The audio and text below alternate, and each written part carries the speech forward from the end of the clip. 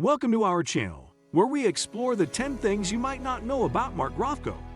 Before we get started, be sure to give that like button a little love, and hit subscribe to stay in the loop for future exciting content.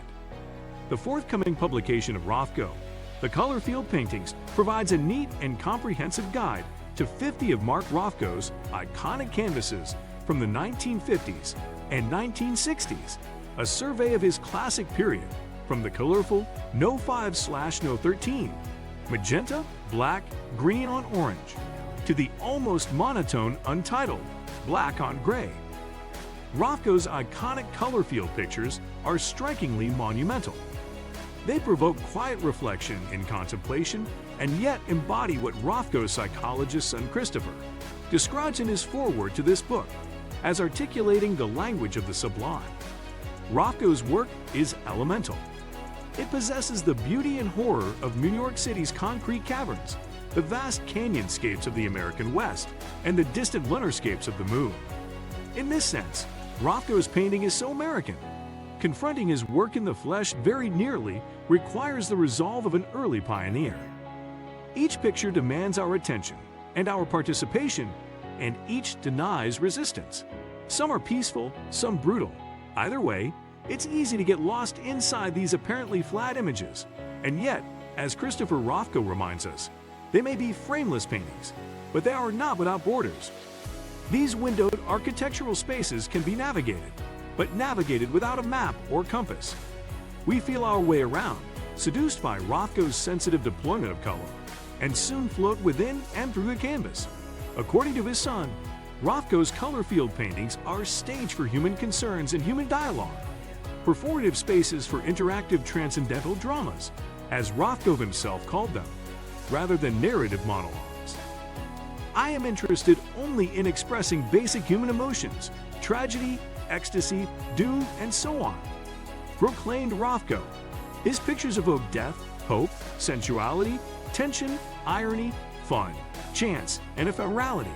Their intensity brings us, often unnervingly, to what Rothko collector and patron Dominique de Menil has described as the threshold of the divine. Here we present 10 little-known facts about the mysterious and seminal painter. 1. He found Yale pretentious. Mark Rothko was born Marcus Rothkowitz in 1903 to Russian Jewish parents in present-day Latvia. He and his family emigrated to America in 1913, and the adolescent Rothko spent 2 years studying at Yale University, which he found pretentious and anti-Semitic.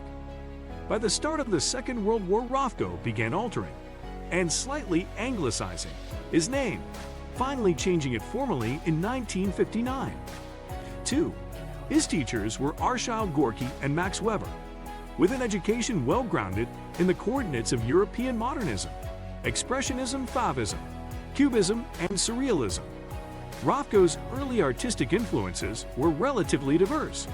He was taught by the enigmatic Armenian-American artist Arshile Gorky and the French-American artist Max Weber.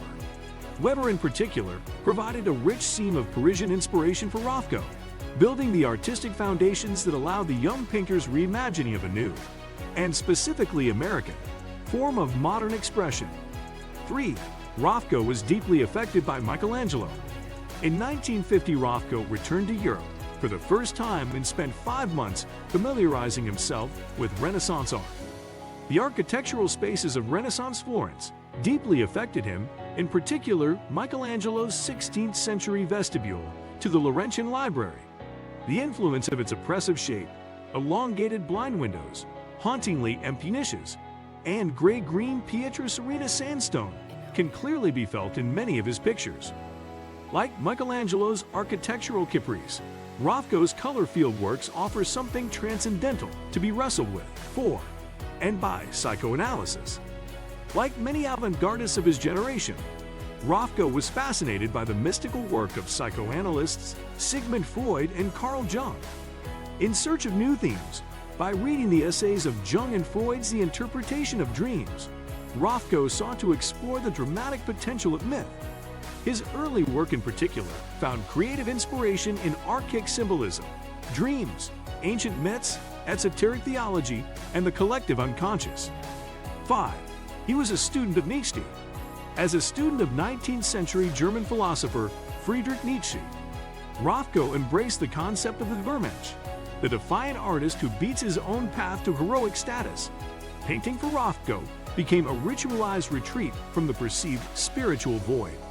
Like Nietzsche, Rothko felt that what he called tragic art could release humanity's unconscious potential and give meaning to life in the modern secularized world. 6. Rothko was a teacher himself before he found fame. Before fame and success, Rothko took several odd jobs to pay the rent and soon became an inspiring art teacher at both Brooklyn College in New York City and the San Francisco Art Institute. During what must often have felt like a drain on his time and creative energies, Rothko proved himself an inspiring influence on his students, even if he did loathe the pop art so many of them later favor it. 7. His abstract titles were chosen to prove a point. Loosely lumped together by critics with the abstract expressionists, Rothko felt strongly that his paintings needed to speak for themselves. His resistance to explaining his work extended to a distaste for titles. For galleries and their sales catalogs, titles were somewhat non-negotiable. But for Rothko, abstract pictures need only abstract titles. So by the late 1940s, he was simply labeling his work untitled or using numbers with as few descriptive words as possible. 8. Rothko was incredibly anxious when it came to his work. Rothko was always an anxious and often depressed person. He had a fear of showing or exposing work to dealers and the public, and he could feel younger pop artists ready to supersede him. Rothko's state of mind is perhaps understandable. After all, it was impossible for him to ignore his immigrant status and Jewish ancestry during a lifetime that witnessed the horrors of fascism, the Nazi Holocaust, the atomic bomb, and the Cold War. 9. The elite was of no interest to him. A left-winger who always joked about his peasant origins, Rothko became a resistant poster boy for American capitalism, his work iconic of the age and culture. In 1958, he was commissioned to produce a series of pictures for the Four Seasons restaurant in Mies van der Rohe's new Seagram building in New York City. Realizing how pretentious the place was, he returned the cash and gave his work to the Tate Gallery in London.